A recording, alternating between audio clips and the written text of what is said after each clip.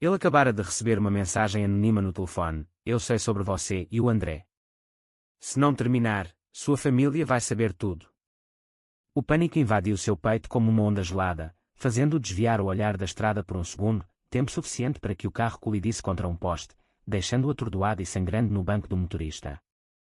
Enquanto os paramédicos o socorriam, Miguel revivia em flashes a noite anterior, quando André, seu amante secreto há 2 anos, o beijara apaixonadamente na varanda de seu apartamento em Alfama.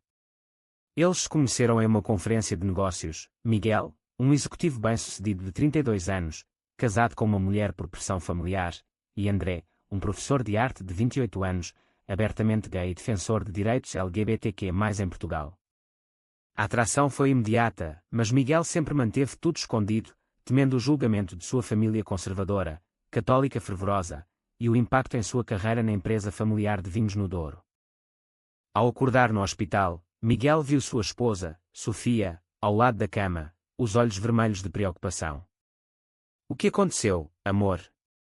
"Foi um acidente?" perguntou ela, segurando sua mão. Ele murmurou algo sobre distração, mas internamente, o dilema o consumia: revelar a verdade ou continuar a mentira que o estava destruindo. André ligou momentos depois, mas Miguel ignorou a chamada, sentindo o peso da traição que ele próprio estava prestes a cometer. Dias após o acidente, Miguel marcou um encontro com André em um café discreto no bairro Alto. O ar estava carregado de tensão. André sorria, alheio ao tormento de Miguel. "Estou bem, foi só um susto", disse Miguel, evitando o olhar do amante. Mas André percebeu algo errado. "Você está distante. É por causa da família de novo." Miguel hesitou, recordando as noites em que discutiam sobre aceitação. André crescera em uma família progressista em Porto, onde ser gay era normal, mas Miguel viera de uma linhagem tradicional, onde o pai, um patriarca rígido, via a homossexualidade como um pecado imperdoável. A conversa escalou rapidamente. "Eu recebi uma ameaça", confessou Miguel, mostrando a mensagem. André empalideceu. "Quem faria isso?" "Alguém do seu trabalho." Miguel balançou a cabeça, suspeitando de seu irmão mais novo, Ricardo, que sempre o invejara pelo sucesso na empresa. Ricardo, um católico devoto, descobrira o segredo por acidente, espiando o telefone de Miguel durante uma reunião familiar. Agora, usava isso como arma para minar o irmão e assumir o controle dos negócios. André insistiu: "Você precisa confrontá-lo. Viver assim está-te matando." Mas Miguel recuou, pensando na mãe idosa, que dependia dele financeiramente, e em Sofia, que sonhava com filhos. "Eu não posso arriscar tudo. Talvez seja melhor terminarmos." As palavras saíram como lâminas, cortando o ar. André se levantou, os olhos marejados. "Então você escolhe o medo em vez do amor. Que covarde."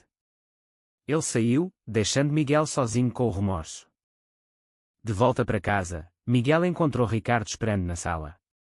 "Irmão, precisamos conversar", disse Ricardo com um sorriso falso. Miguel explodiu: "Foi você, não foi?" "Por quê?" Ricardo admitiu, justificando-se com versos da Bíblia. "Você está pecando. Papai ficaria envergonhado. E eu mereço liderar a empresa, não você, vivendo uma vida dupla." O confronto virou uma briga física, com Miguel empurrando o irmão contra a parede. Sofia chegou bem na hora, confusa e assustada. Naquela noite, Miguel não dormiu. Ele pesava as opções: revelar tudo e perder a família, ou continuar mentindo e perder André.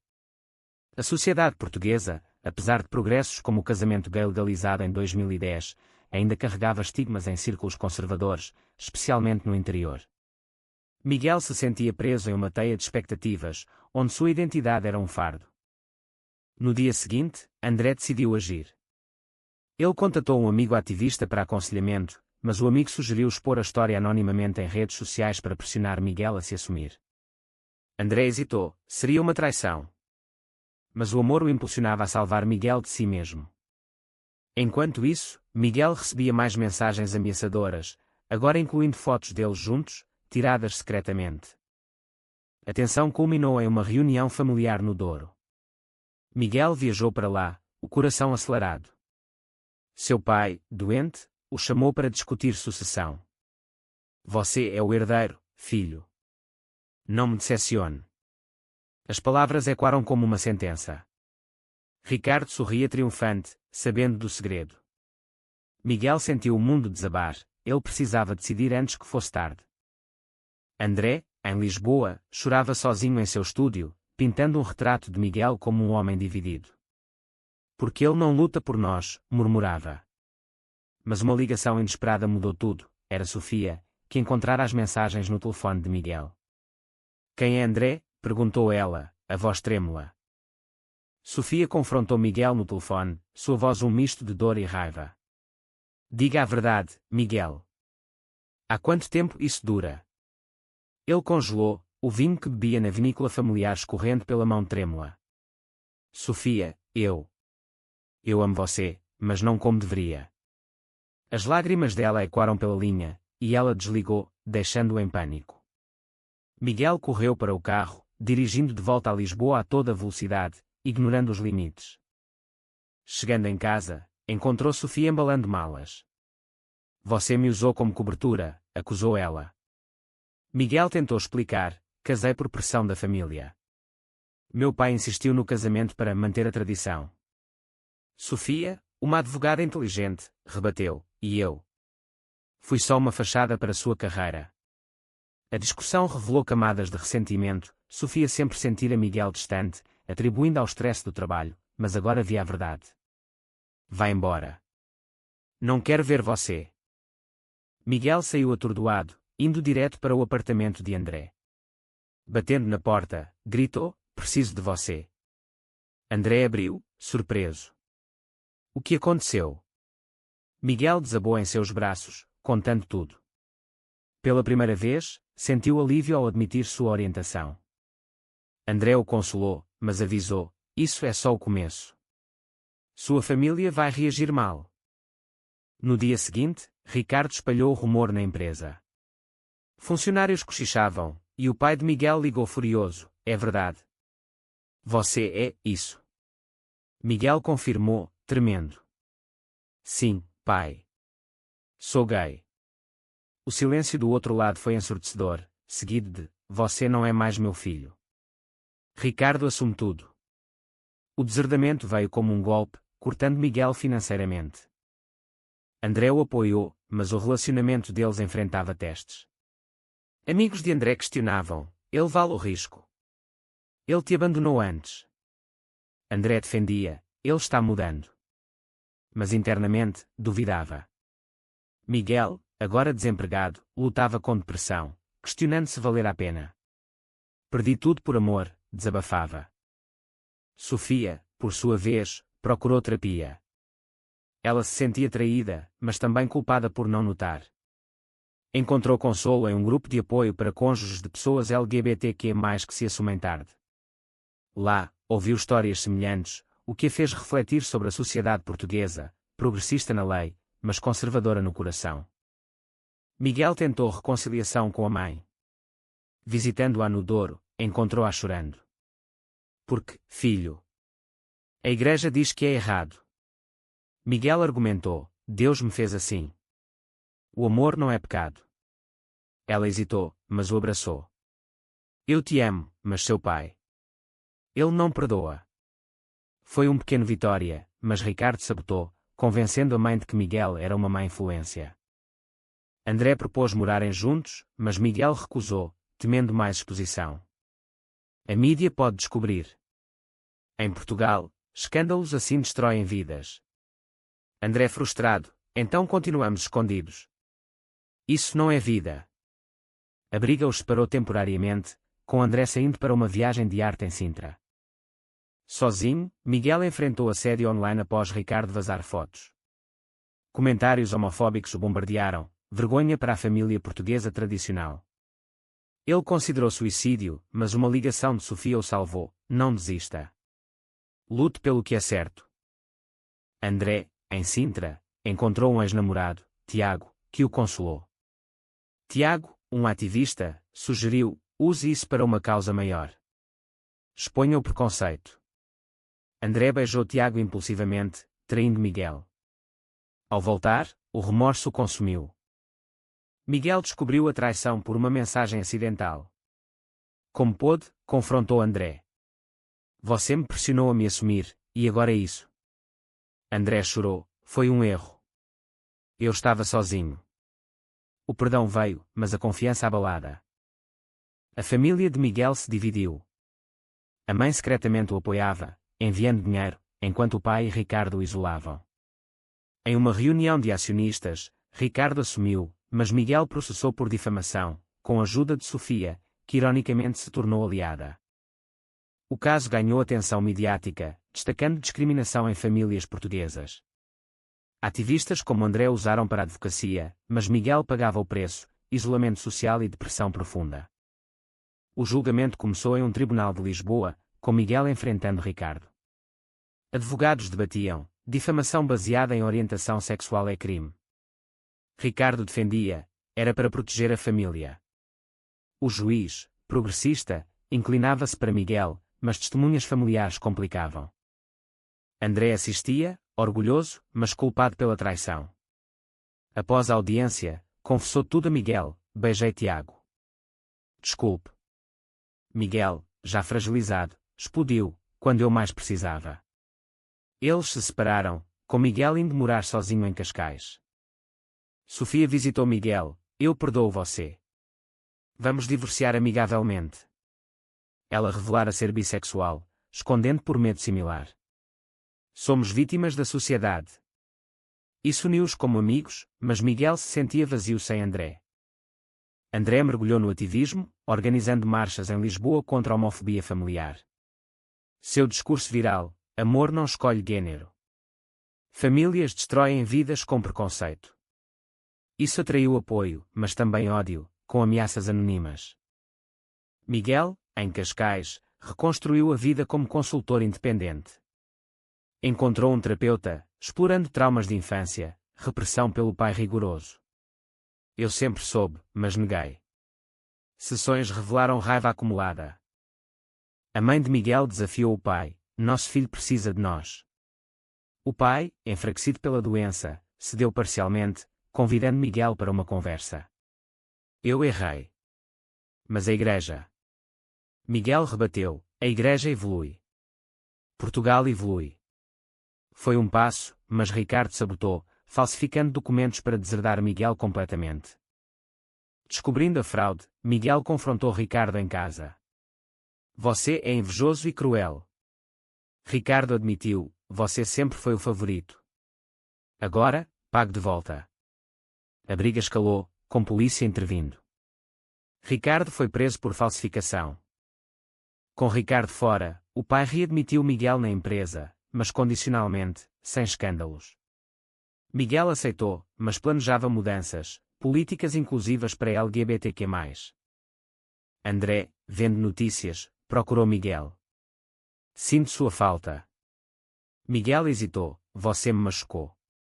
Mas o amor prevaleceu, eles reataram, prometendo transparência.